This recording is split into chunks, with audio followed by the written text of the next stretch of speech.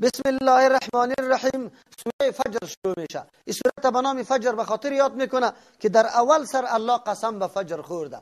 فجر خو عبارت از صبح میگه، او صبح وقت خیلی عظیم است، وقتی است که انسان بالکل بیدار میکنه، وقت تحول است از تاریکی به سوی روشنی.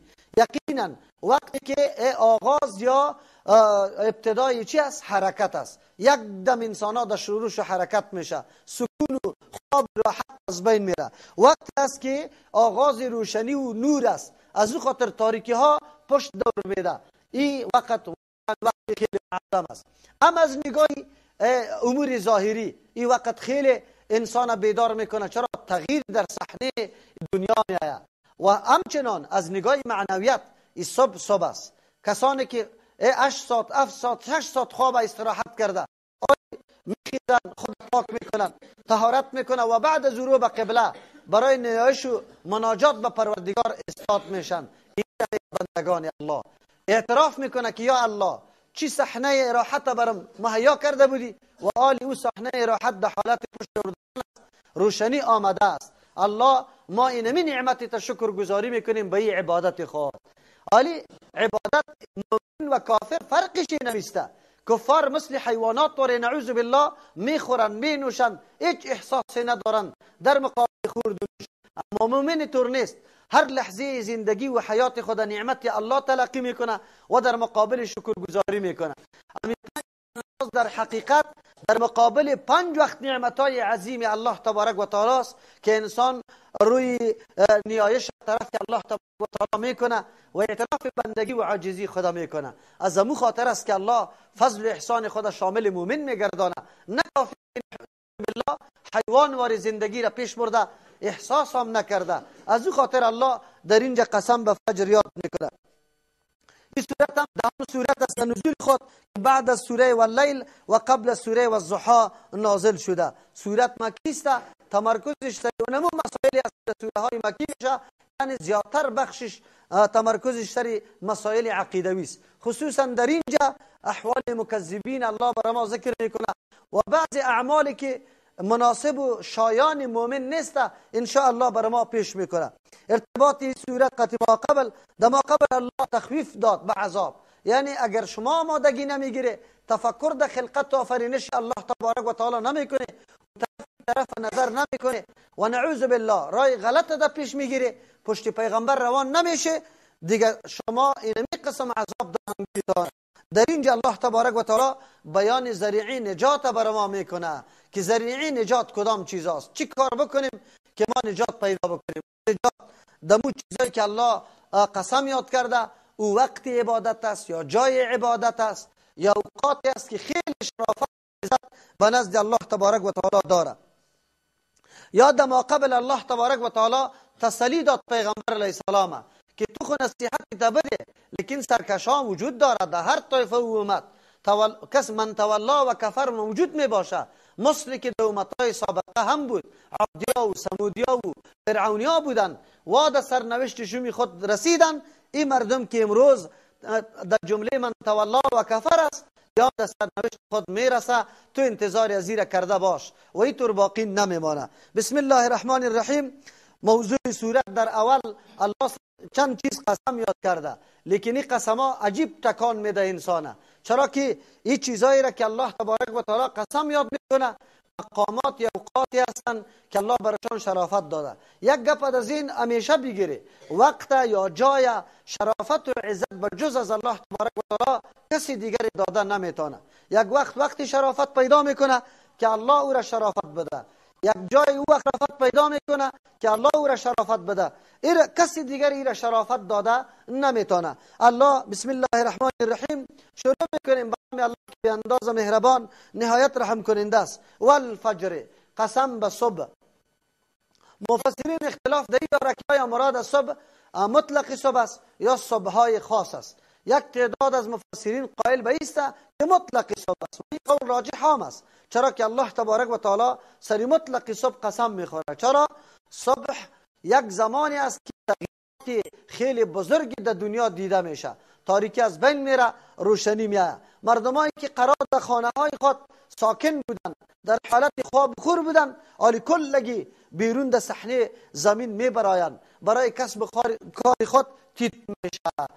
اینجا فجر و نمو بر چیسته آغاز برنامه هاست، لیکن آغاز کدام رقم برنامه ها؟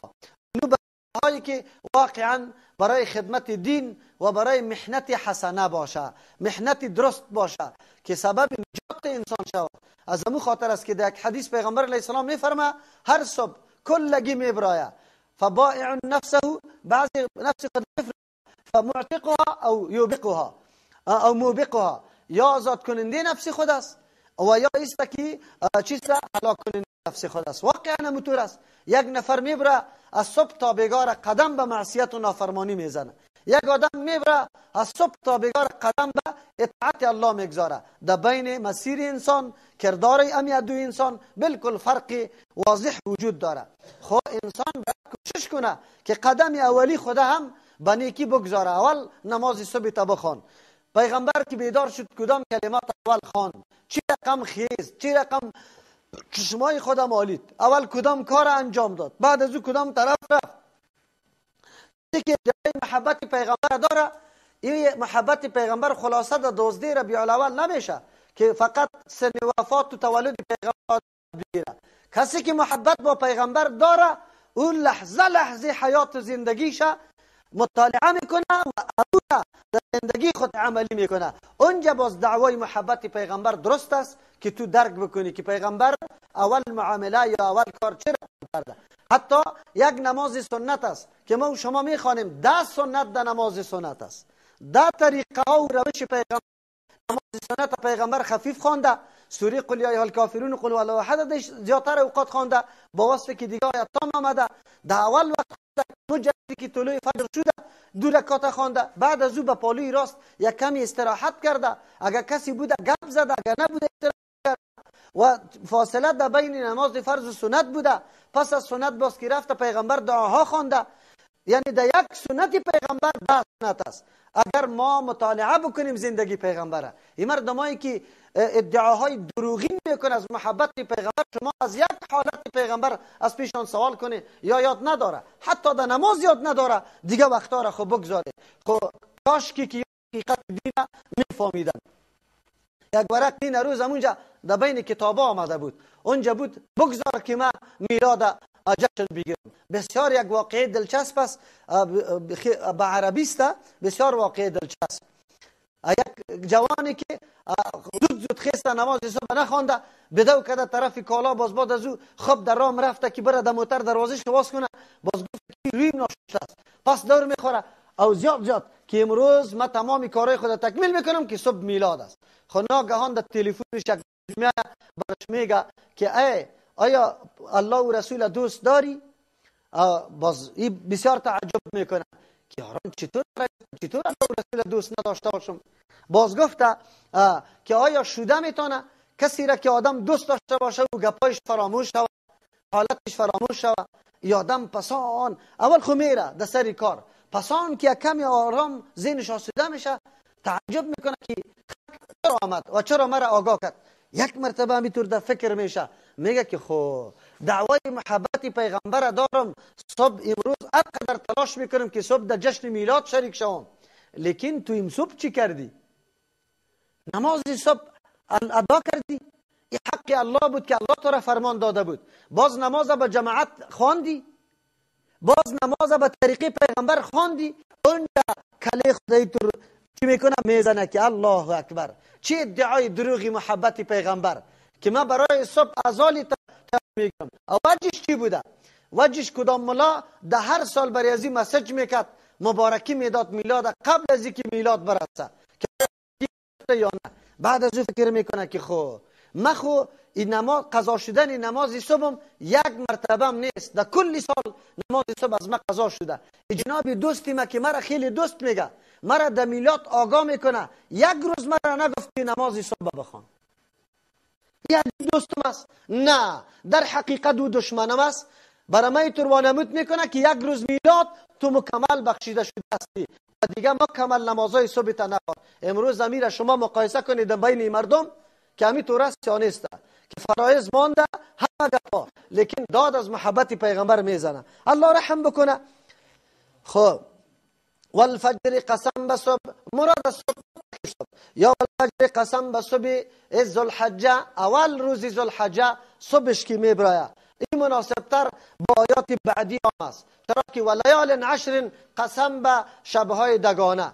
قولی راجح است، اگرچه اقوال مختلف است، کسی 10 شب رمضان گرفته، کسی از محرم گرفته، او کسی مطلق 10 شب گرفته، او کسی راجح تر قولی است که 10 شب ذوالحجه است، چرا که در اونجا حدیث صحیح آمده، پیغمبر علیه الصلاة و السلام میگه نیست ای تو روزها که عمل صالح در او بهتر باشه به نزد الله تبارک و تعالی از این در روز کرده که در روز ذوالحجه است. صحابه سوال کردن یا رسول الله ولا الجهاد فی سبیل الله، در راه الله برای از این نمیشه، امی عملی محبوب که در این روز انجام داده میشه؟ پیغمبر میگه حتی جهاد فی سبیل الله، مگر مجاهدی که بروه چیسته خود هم شهید کنه و مال خود هم قربان کنه، یعنی اسب خودم چی شوه در اونجا کشته شوه، او این آدم پس نگرده به یک چیزی خود، اینمی آدم عملی امی در روز است. ولی مردم ما گاهی داره، مردم ما خبر داره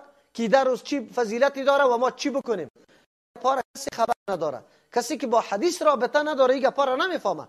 الله در 10 شب قسم یاد میکنه. از همون خاطر بعضی مفسرین مراد از فجر روز اول ذوالحجه را میگه، او بعضی مراد از فجر عید قربان میگه. این هم اقوال است، لیکن راجح دو قول اول است.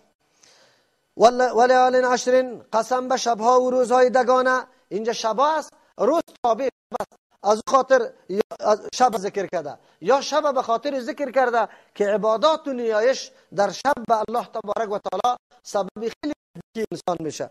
و شفع و الوتر قسم به جفت و طاق، مراد از جفت و طاق یا اعداد است. خود عدد الله چی میکنه؟ قسم.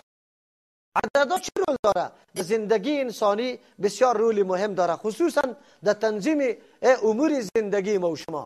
عدد زیاد چیسته رول داره. ما و شما حسابه و کتابای خدا مکمل توسط عدد میکنیم، برای ما مقدار همه معلوم میشه. یا مراد شفع وتر جفت و طاق، امی چیسته شبهای امی 10 شب ذوالحجه است، چیسته جفت است. بعضی مراد از شفع وتر مخلوقات شفع میگه وتر الله تبارک و تعالی، هر مخلوق یا مقابل یا قرین قد خود می داشته باشه بجز از الله تبارک و تعالی که طاق است. بعضی مراد شفع وتر جاهایی که در مراسم حج است، مقام عرفه، مزدلفه، صفا و مروه، بعضی جفت است و بعضیش طاق است. بعضی مراسم حج از این گرفته و بعضی شبهای مثلا شب عرفه طاق است و شب عید ای جفت است، این جفت طاق. اقوال بین خود منافات نداره. منظور است که الله تبارک و تعالی سری چیزا قسم یاد میکنه و این چیزایی هستند که انسان خود با چشم سر مشاهده میکنه و این را میبینه. بعد از الله سر این قسما را شاهد میگردانه که عذاب الله بالای کسانی که طغیان میکنه آمده نیسته. یعنی وقتی این امور حقیقی است، واقعیت داره، هر کس میدانه این مردمایی که طغیان میکنه در سرنوشت شوم خود مبتلا میشه. واللیل اذا یسر قسم به او شب که در روان باشه، اشاره میکنه و طور حالتایی که سری مسلمان ها آمده رایسته تاریکی است، لیکن همین شب در حالتی روان بودن است. شب که روان باشه او باقی نمیمانه، حتما صبح طلوع میکنه. پس او شکنجه ها، او ظلم های فرقه های طغیانگر با دعوتگرای حق این دائم باقی نمیمانه، حتما او ظالما به سرنوشت خود میرسند، نمیمانه ابی طور مظلوم باقی بمانه. از او خاطر الله چی کرده؟ قسم یاد کرده. هل فی ذلک قسم لذی حجر، آیا هست چیزایی که ذکر شد قسم؟ اینجا مراد از قسم حساس، حسی کامل لذی حجر برای صاحب عقل، دشمندا صاحبای عقل. یک حساس پند و نصیحت در این قسما داره یا نداره؟ یکی از این طور قسما یا بفهمه درک بکنه که چیزا اموری واقعی است، یقینی و حقیقی است. جواب قسم که ما بعد است که الله تبارک و تعالی ان ربک لبالمرصاد است، در کمینگاه در دین الله قرار داره.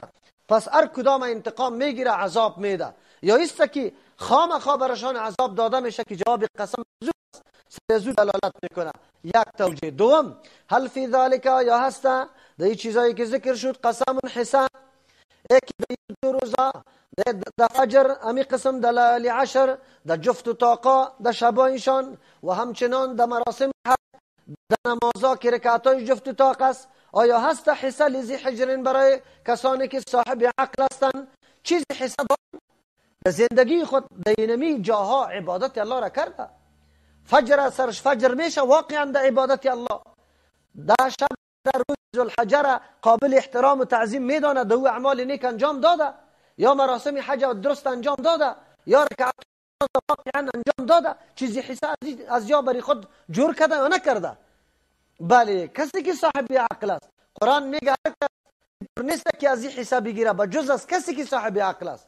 مردمایی که نعوذ بالله عقل نداره، از اینمی طور حصه ها و از اینمی طور بخت هایی که الله برشان نصیب میکنه، یا محروم میباشه که بدبخت باشه، احمق باشه. کسای صاحب عقل باشه روزا همونطور از پیشش به هوا و هوس تیر نمیشه، همونطور محمل تیر نمیشه، بلکه در این حصه ها در این طور اوقات برای خود حساب مقرر میکنه برای آخرت خود توسط عبادات. الم تر کیف فعل ربک، یا تو نمیبینی پیغمبر علیه السلام؟ نمیبینی؟ پیغمبر خب پسان پیدا شده، حالات قوم سابقه است. آیا علم برات حاصل نشده؟ خب الله تعبیر به رویت میکنه به خاطر که حالات از یا قصه های از یا خیلی شهرت داشت، مثل شده بود که تو بگویی وقتی که یاد از یا میشد مثل که در زیر زرت میآمد. از این خاطر الله تعبیر به ترا میکنه. یا تو نمیبینی مخاطب، هر کسی که شنونده است، کیف فعل ربک، چه قسم عمل کرده پروردگار تو بعادن، بعادیا. ارم، عاد کی بوده؟ که در ارم بودن. ارم جای است یا نامی همی قوم است؟ ذات العماد که دارای ستونای بزرگ بودن.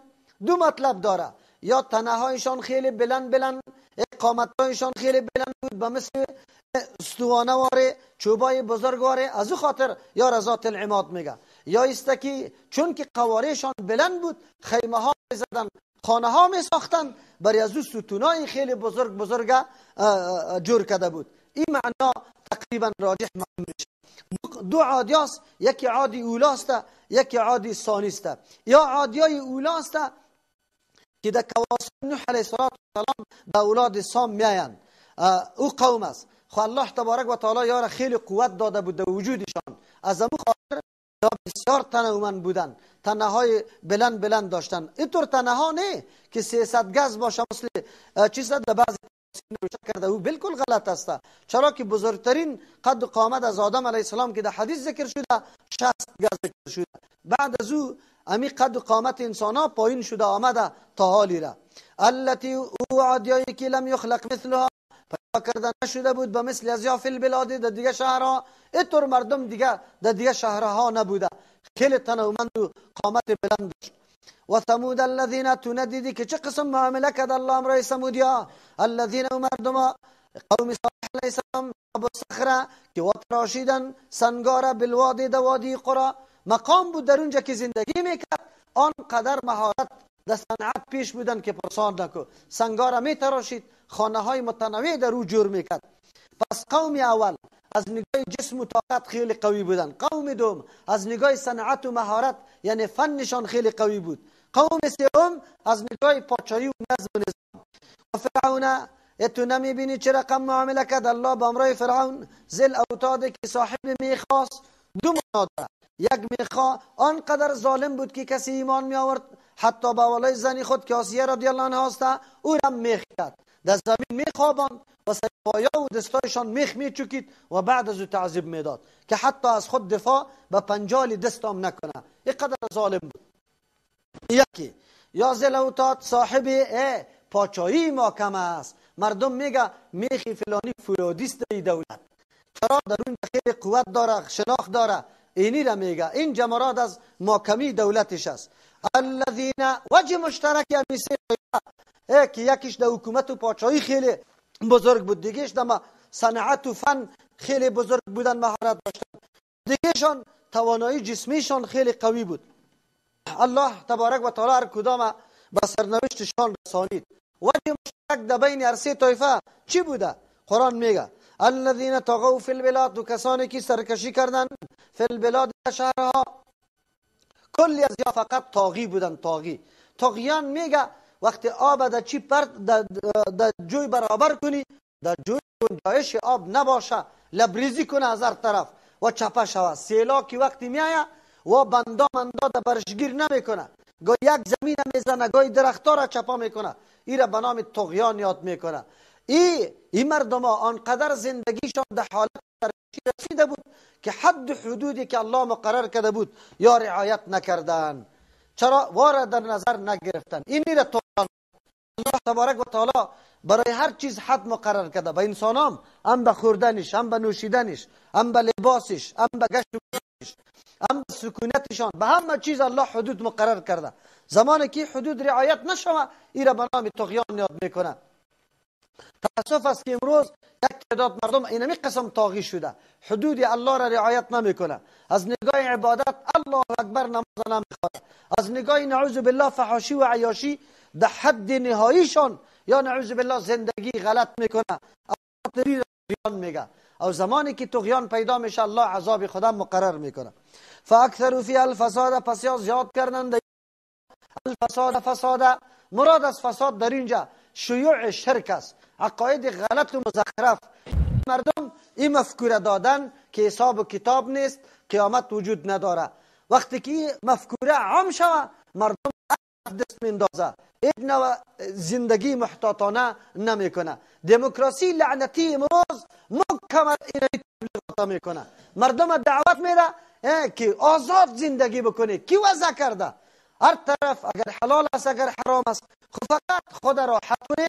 اینمی را دموکراسی درس میده. از امو خاطر است که دموکراسی با اسلام، با قوانین اسلام منافات مکمل واضح و صریح داره. کسی نگوید دموکراسی اسلام و دموکراسی با هم یک جا نمیشه. در اسلام قانون الله است، در دموکراسی قانون مردم.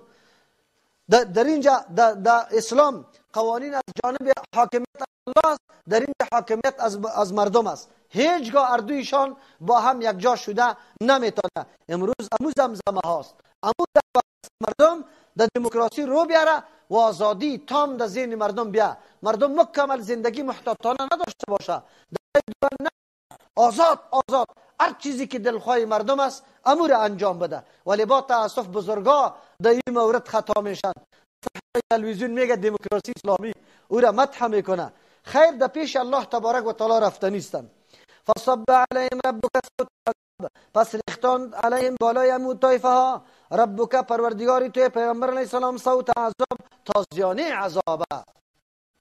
تازیانه خو قمچی نمیگه که یک چیز سرش میزنی، و اینجا ریختانده نمیگه. الله تشبیه داد، یعنی این عذاب با مثل که الله میریخت، ریختانده نیست که کل جا فرا میگیره. عذاب الله میتور فرا گرفت.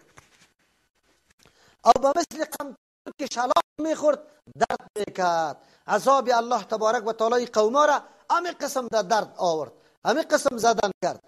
چرا؟ خودی که طغیان کردن. ان ربک لبالمرصاد، یقینا پروردگاری تو در کمینگاست. هیچ کسی از الله تیر شده نمیتونه. که عمل کرده ای چرا کرده ای؟ فاما الانسان اذا ما ابتلاه، پس هرچی انسان است لایق نیست که از داستانه و در سا بگیره.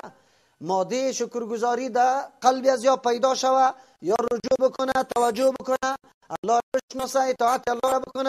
لیکن انسان اوتور نیست، باز هم فراموش میکنه. فاما الانسان، هرچی انسان اذا مبتلا، وقتی که امتحان کنش الله ربه پروردگارش، امی امتحان، امی دادن نعمت، یام یکی از جمله صحنه الله است. اوست که تربیت کرده رویست. فاکرمه، ایرا عزت بده، یعنی نعمتا چیستا برش ارزانی کنه، و نعمه ایرا دیگم در نعمتش خواب مرفع بسازه، صاحب عیش بسازه. و یقول، باز میگه ربی اکرمن، پروردگاری ما مرا عزت داده. ایرا شکرگزاری نمیکنه که نسبت نعمت به الله کنه. میگه بله من لایق بودم، من مستحق بودم که الله مرا عزت داد. مهارت خود میدانه، قابلیت خود میدانه. الله کی کار کرده به خاطر کرده که من لایقش بودم دیگه. امروز یک تعداد مردم ها وقتی خود خوشعیشی و فراخعیشی میبینه همینطور فکر میکنه. خب قرآن کریم میگه نه، داشتن زندگی خوب معیار برای فضیلت نیست، یا محبوب الله شده نمیتونی. و تنگدستی و فقر این سبب بغض الله تبارک و تعالی نیست و نه معیار نعوذ بالله دشمنی الله است، بلکه هر دو صحنه اگر نعمت داده شده یا نداده شده، هر دو صحنه صحنه امتحان الله است که تو در اونجا چی میکنی و در اینجا چی میکنی. اینجا مایوس میشی یا اونجا از سر دیگه طغیان میکنی، باز نعوذ بالله حدود مراعات نمیکنی. کدامش است؟ خویی آدم امی دادی گرفتی الله تبارک و تعالی را معیار فضیلت خود قرار میده. چی میگه؟ ما میگه قابلیت ازیره داشتم ربی اکرمن و اما اذا ابتلا و هرچی در آن وقتی که امتحان کنه انسان فقدر علیه تنگ بسازه الله برایش رزقه رزق خدا فیقول میگو یا ربی اهانن پروردگار مرا ذلیل کرده مرا حقیر ساخته. نمیگه متوجه به این نمیشه که من چه حیثیت دارم، من چه قدر استحقاق دارم. اگر انسان در مقابل نعمتهای الله تبارک و تعالی ادنا تفکر بکنه و بعد از اون متوجه میشه که یا الله همی قدر وقتم که برام داده همی قدر نعمتم بسیار خیلی زیاد است. چرا؟ در مقابل نعمتهای تو من این چیزا نکرده. این آدم باز نعوذ بالله انتقاد اعتراض ترکی داره الله که چرا مرا حقیر کرده، چرا مرا حقیر کرده. دیگرتان گفتم اکثر نظری مردم سری نعمتهای مادی و ظاهری است. مردم فقط نعمت چی را میگه که کسی بلدنگ داشته باشه، خوراکای خوب بخوره و زندگی خوب داشته باشه، قالینا باشه، کشوف باشه. نظر میکنه، نظر نمیکنه که الله بری تو صحت خوب داده، علم خوب داده، بری تو قوتی خوب داده، بری تو اعضای خوب داده، جمال خوب داده. چرا نعمتهای الله خو متنوع است، بری یک قسم بری یک قسم، خو یکی شام از میدان امتحان الله بیرون نیست. از همون خاطر است که مردم چشمش امو طرف هست که هر مادیات ظاهری باشه، در مادیات معنوی خود نظر نمیکنه. هیچ گاهی را نمیبینه که الله خو سر من چی کرده، من نعمت داده. از همون خاطر چیست زبان انتقاد اعتراض میگوشه نعوذ بالله.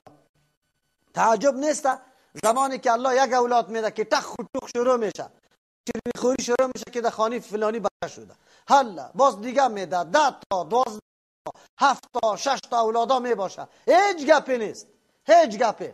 امین مردمی که الله برش اولاد داده نخواد در بین مجموعه همینطور کسی پیدا شده باشه که بعد از پیدایش اولاد فقط خسته باشه روی طرف قبله 2 رکعت نماز خوانده باشه که الحمدلله انسان پیدا شد. همین قدر هم میگفت. گاهی هم همین کار نکرده در کل عمر این نعمت یا شکرگزاری الله را نکرده. خود زمانی که یک بچه میکنه بس باز میبینی که این خواهرها و مادراست و این بچه ها مردار هم دیده جاغای خود کنده واسکت پرچه کده او طرف انداخته. خواهرها خود دیگر نه لاکت میمانه در جان خود و نه گریبان مویار کنده را ایسته. نعوذ بالله. شما باور به الله بکنه ما شنیدم که همینطور میگفت میگه او خداییت چپا شوه. نعوذ بالله. کنه اینقدر خدا بالا میتراشه که به الله فرمان میده که خداییت چپا شوه. این چیسته؟ این چیسته؟ خبرداره از کتاب الله دور زندگی کردن، از حدیث پیغمبر دور زندگی کردن. کاش که یا این واقعاتی که در زمان صحابه تیر شده او را یا مطالعه بکنن باز خواهر همونطور بکنن. الحمدلله. شما باور به الله بکنی ما در منطقه خود همینطور زن دیدم که همون حالتی که سری زن صحابی تیر شده بود، شما باور به الله بکنی دختری 12 ساله 3 پوش 70 جا بجا شد، رفتم دعوی که دیگه زنا را مادری ازی میگه که دختر از ماست گریان شما چی میکنی؟ با مجردی که مرا دید گفت مولوی صاحب گپای دگوشم است، نافرمانی الله را نمیکنم، مخلوق الله بود الله گرفته. این چرا؟ خبر داره این برکت ترجمه بود و شنیده بود. دیگران را این میگفت که دختر از ماست گریان نکنی، این الله داده بود الله گرفت. الله اکبر. بله کسی که رابطه و آشنایی با کتاب الله و سنت رسول الله داره مرحله غم و مرحله خوشی بالایشان یکسان تیر میشه. تو نیست که به دست و پا شوه دست و پاچه شوه، نه، از صبر و حوصله. همین قدر روزای خوشی سر ما تیر شد، آیا روزای غم یک روزم نبیا؟ ما چه قسم بنده الله تبارک و تعالی هستم، باید ما راضی باشم هر حالتی که سرم میآید. بندگی امیر میگه این دنیا محل نعمت و محل راحت و خوش عیشی نیست. این دنیا محل امتحان است. در هر مرحله قرآن امیر بر ما میگه کلا، نه این طورام نیست که شما هرگاه براتان نعمت داده میشه میگه ما مستحق هستیم، این کرامت و عزت خودم است، من لیاقتش دارم. و اگر شما تنگی رزق سرطان میاد باز وا ویلایتان میبره و میگه که الله مرا توهین کرده نعوذ بالله، دیگه پاره میکنه. شما حتی عقیده را خوشی میکنی که عملی شایسته نداره. شما از کردارتان نمایان است که هیچگاه قدم به کار نیک نگذاشته. چی رقم؟ شما مردمایی هستی کلا بل لا تکرمون الیتیم، عقیده را بگذار، در عمل هم شما اینطور مردمی هستی که عزت نمیکنه الیتیم، یتیم، شما یتیم عزت نمیکنه، یتیم عزت نمیکنه. قرآن چقدر خوب میگه، نمیگه بل لا تطعمون الیتیم، بلکه شما طعام نمیدی یتیم، نمیگه اینطور. قرآن چقدر کلمات رسا داره، آیات بلیغ قرآن ببینه. بل لا تکرمون الیتیم، بلکه شما عزت نمیکنی یتیم. مراد مطلق طعام دادن یتیم حفاظت مال یتیم نیست، بلکه تمام نواقص و کمبودی های یتیم تو پوره کنی. یکی از جمله کمبودی هایش است که احساس میکنه که پدری که دست شفقت در سرم بکشه او را من دارم. تو مسلمان باید دست شفقت در سرش بکشی که یتیم در جامعه اسلام احساس نکنه که ما پدرم وفات کرده یا نکرده. جامعه اسلامی طور جامعه است، دستور الله تبارک و تعالی اینطور است بل لا تکرمون الیتیم، بلکه شما عزتمندی نکنی یتیم، عزت یتیم نمیکنی، یتیم در مستوای قرار نمیدی که او کمبودی های خود احساس نکنه. لیکن چی میکنیم ما امروز؟ ببینیم همین جامعه اسلامی است که مال یتیم پیسه یتیمه تو در جیب زده ای و دنیا شرکت ها را باز کرده ای، دنیا شرکت ها را خورده را ایستی، تو باز دعوا میکنی که من مسلمان هستم، جنت جایی ما باشه. بالله قسم تو قرآن یک دفعه بیبی اونجا برات میگه که الله برات میگه که تو خودت آدم عقیده را بگذار، در عمل هم اونطور عملی که هر کس به این مورد اقدام میکنه کافر هم که باشه. امروز کافران نمیه ایتام سرپرستیش نمیگیره در عهده، دارالایتام جور میکنه به خاطر که یتیمات سرپرستی شد، کار برش میده.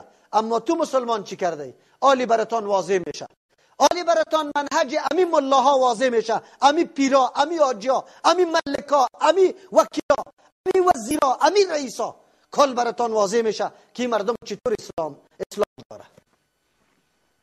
تو خود طعام خو ندادی، اکرام و عزت یتیم نکردی. قرآن برات میگه اکرام یتیم شوه، عزت یتیم شوه. یتیمی تو احساس نکنه که من در جامعه بی پدر هستم، در ناحیه تعلیمش، در ناحیه تربیش، در ناحیه شفقت، در ناحیه ترحم باید دوی احساس نداشته باشه. هر کسی یتیم در دم روش میاد دست شفقت بکشه، جان پدر برش بگویه، جان برادر برش بگویه. ولی کجاست؟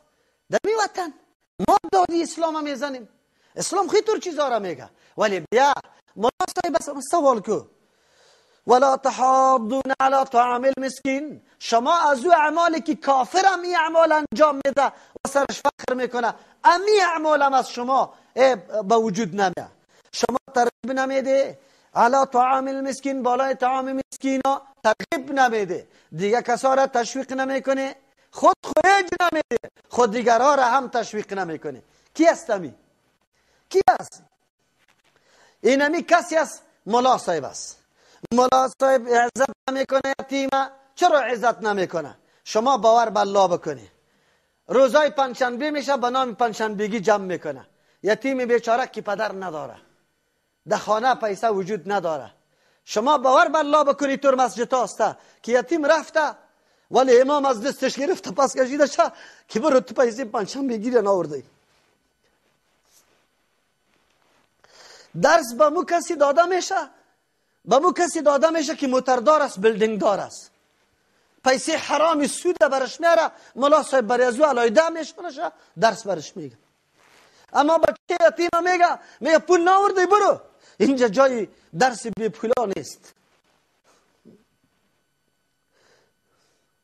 یا مسابقه را میگیره، مسابقه سیرت میگیره. او جناب مالدارم، او جناب مالدارم، تو یک مکتب جور که خالص مخصوص برای ایتام، موتر برش بگی از خانه هایشان بیاین در مرکز تعلیم و تربیه دین یاد بگیره، علم یاد بگیره، تو خانواده خود آینده تامین کده بتانه، سرپرستی کده بتانه. یتیمای ما بیچاره شما باور بالله بکنی در این ملت نعوذ بالله دور از حاضر مجلس عمومی، ایتام بیچاره یا شاگرد مستریس، یا شاگرد دولت است، یا کلینرک بیچاره است، یا ایست که بولانی میفروشه و انواع فجایع صورت میگیره یا نمیگیره. بگوی ببینید شما در که داد از اسلام میزنیم و میگیم که ما مسلمان هستیم. عجیب اسلام. و جناب تجاری ما و جناب عالمم که برای تو تجار میه، برای تو برنامه پیش میکنه و تو برنامه قرآن آگاهی نداری که به مو مالداری ما برای مو تجاری ما برنامه بدی. باش بگو که بیا اینی قسم پروسه را پیش ببر که هیچ دعا طلب نکو که تا روز قیامت سلسله صدقه جاری باشه برات برسه. کجاست؟ کدام یتیم؟ و جنابی آجی تو برای میلاد پیسه جمع میکنی، برای از اینکه گوشت خوب به تو داده شود. تو مولا در مسجد به مردم میگی جمع کنی که میلاد است. تو را بالله قسم یک روز غم یتیم خوردی؟ که دمی قریه ما خو یتیم است، پدرش وفات کرد، یک مادرک داره، چند دانه همشیرگک داره. صبحکی واده نماز دستا یخ گرفته، مادرش از گندنه بولانی برش پخته میکنه، روان میکنه در مجلس ها که برو بفروش که نفقه پیدا شد. او تو هیچ امی قدر احساس نداری. و علم تو در نزد الله رفته نیست یا نه؟ آیات قرآن برای کی؟ یا آیات قرآن برای کی میگه؟ این اعمالی است که کافر هم سرش فخر میکنه انجام میده. اعمالی است که حاجت به این است که آدم ایمان داشته باشه. شما باور بالله بکنید ترحم انسانی که انسان داشته باشه همین کار کرده رویسته. ولی کجاست؟ خب ملای ما پدر وفات کرده، مادر و اولادات در غم نشسته، مناسب در غمی اسقاط است، پول پیسی از او را در جیب کرده رویسته. او مناسب تو را بالله قسم در یک کتاب برام نشان بده. او آجی صاحب چاشت پس از قبرستان میگردی لقمه کلان کلان خورده رویستی.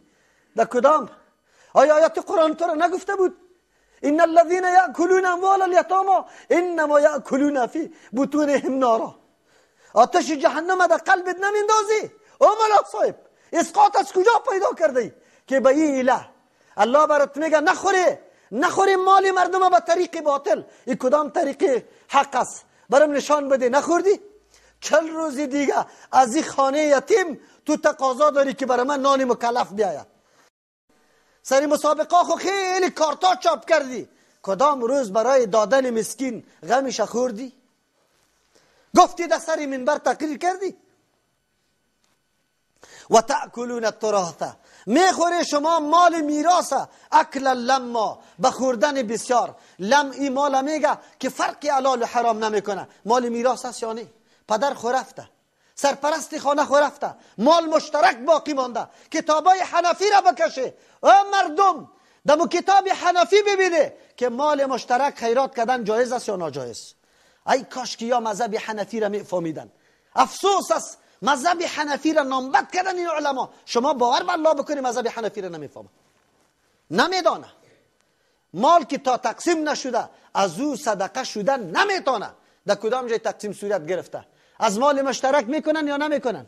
وارث غایب میباشه، یتیم میباشه، خرد و صغیر میباشه. خو مردم ها لقمه کلیپ شکواری زده رویسته. امی آجی، امی ملک، امی مردمایی که داد از دین میزنه، کلاف میزنه، امی مردم. قرآن چی میگه و ما تو چی میکنیم؟ و تحبون المال حبا جما. شما دوست داری مال با دوستی جمعا بسیار، فقط تلاش و چشمتان دخته کجا مال زیاد است. این رسایی نمی کنی حلال است یا حرام است. حق دیگه کس پایمال میشه یا نه؟ رشوت ها چرا داده میشه؟ چرا داده میشه؟ چرا؟ به خاطر از اینکه ما پروژه را ببرم، ما این پیسه را از خود بکنم. چرا؟ برش داده میشانه. هیچ کسی سیل میکنه که من از کدام ناحیه پیدا میکنم خورده رو ایسته.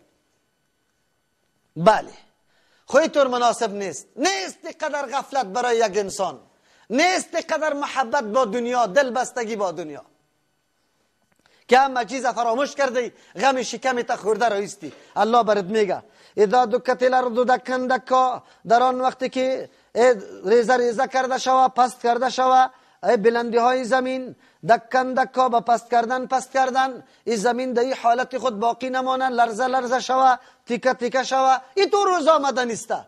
تو بازم محبت قطع دنیا داری، فرق حلال و حرام نمی کنی، ترغیب نمیدی به ای که یک مسلمان دیگه حاجتمند دیگه حاجتش بره شوه. و جاء ربک والملک صفا صفا، و بیایا پروردگاری تو امو رقم که لایق شان الله است، والملک ملائک بیا صفا صفا، صف زده لشکرای ملائک پایین شوه. الله تبارک و تعالی امو رقم که لایق شانش است بیایا. مسلک سلف امیسته در صفات الله که صفت به الله ثابت میکنیم، تشبیه نمیکنیم، تعطیل نمیکنیم، تحریف نمیکنیم و ما تاویل نمیکنیم، هیچ جیگه پاره نمیکنیم. به الله ثابت است امو رقم که لایق شان الله است. و جیء یومئذ، آورده میشه در تو روز به جهنم، به جهنم. یومئذ در روز یتذکر الانسان، یاد میکنه انسان در کدام چیزی که افراط و تفرید کرده. و انا له الذکرا، کجا می باشه به طور انسان نصیحت؟ عالی نصیحت، موقع نصیحت رفته. موقع نصیحت در دنیا بود، بزرگترین نصیحت کتاب الله بود که برای ما آمده بود. در اونجا تو نصیحت نگرفتی، عالی تو پشتی نصیحت میگردی. نه، یقول یا لیتنی، در اونجا افسوس ها میخوره، فریاد میکنه ای افسوس قدمت لحیاتی، پیش میفرستم لحیاتی، در زندگی خود کارای نیک میکردم، عقیده صحیح میداشتم. فیومئذ لا یعذب عذابه احد، پس در این روز عذاب نمیده به مثل عذاب الله تبارک و تعالی احد، و هیچ کسی. و عذاب الله است. آدم توانی عذاب دنیا را نداره، عذاب الله را چطور آدم توان داشته باشه؟ کسی که عمر ضایع کرد، در دنیا عقیده پیدا نکرد، در قرآن گوش نگرفت، ولا یوثق وثاقه احد، و بند کرده نشوه، مقید کرده نشوه، بسته کرده نشوه. وثاقه ولا یوثق، بسته نمیتونه، وثاقه به مثل بسته کردن الله تبارک و تعالی احد، و هیچ کسی. الله که کدام بسته میکنه خدا به هیچ نوع خلاص نمیتونی. یا ایتها النفس المطمئنه، در این طور موقع آواز داده میشه ای نفس مطمئن. نفس مطمئن کدام است؟ که ما الله مال پر از عقیده یکتا پرستی الله است، هیچ نوع شک شبه خلل نداره. نفس مطمئنه کسی که مکمل عملی خدا به تابعداری پیغمبر صلی الله علیه و سلم انجام داده، ایره نفس مطمئنه میگه. شبهه نداره، پریشان نیست. الله نصیب ما و شما کنه. الله آواز میده ارجعی، باز بگرد الی ربک، به سوی همون ذاتی که مالک و متصرف تو بود. بگرد در اونجا عمرت در زیر فرمان امی مالک تیر کرده. بگرد به سوی پروردگارت راضیه مرضیه، خوشنود شونده، مرضیه خوشنود کرده شده، هم بالکل راضی شادان و هم شاد کرده شده از جانب الله تبارک و تعالی. نعمتایی که الله برات داده تو شادان، و همچنان الله خوش است از تو که برای توی خوشنودی داده میشه. فادخلی فی عبادی، خوی تو راسل نمیشه، این برای خود شرط داره. فادخلی فی عبادی، الله ما را میگه داخل شوی در بندگان ما، در بندگان ما، در زمرش داخل شوی. در دل بندی الله کسی است که الله را شناخته، پیغمبر الله را شناخته، عمل به مطابق دستور الله تبارک و تعالی انجام داده. الله ما و شما را در جمله شمار کنه. وادخلی جنتی، داخل شوی نفس جنتی در جنت ما، دمو باغی که بری تو مهیا کردیم. بله انسان است که بشارت ها و انذارها را در این قرآن بالکل میشنوه، ولی بازم خدا بیدار نمیکنه و شعر نمیکنه که در زندگی خود چی انجام بدم. سبحان ربک رب العزة عما یصفون و سلام علی المرسلین والحمد لله رب العالمین.